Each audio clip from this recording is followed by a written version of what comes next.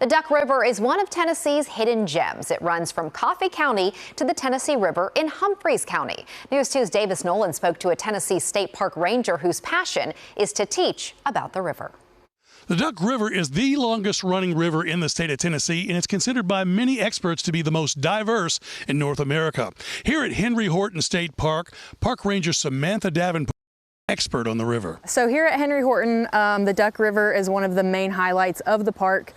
We love to teach about it. We love to experience it. We like to bring people to it. One of the main things we like to expose people to is the recreation on the Duck River, because when you recreate, whenever you come here and experience the river, you're more likely to want to come back and more likely to care about it. In particular, Samantha wants you to learn and care about the multitude of living creatures in the river.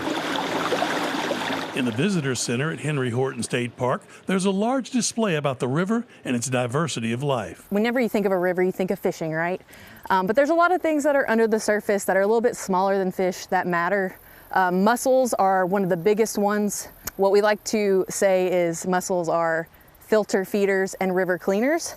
So what that pretty much means is they filter feed when they eat. When they do that, they help keep the water clean. There's actually more kinds of fish and mussels in the Duck River than all of the streams and rivers in Europe combined. And that's to go along with other aquatic species like plants, algae, snails, reptiles, and insects. Those all combine into this term called biodiversity.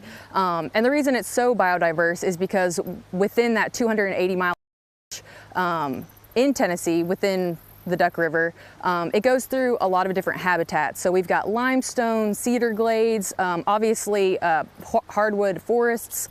Within that stretch, each kind of piece holds a different type of ecosystem. And because of that and the mild temperatures that we have in Middle Tennessee, we're able to host a bunch of different living animals. At Henry Horton State Park, Samantha and her fellow park rangers host school field trips and teach classes to children about the river. They take great pride in educating future generations on the Duck River and how to preserve it for the future.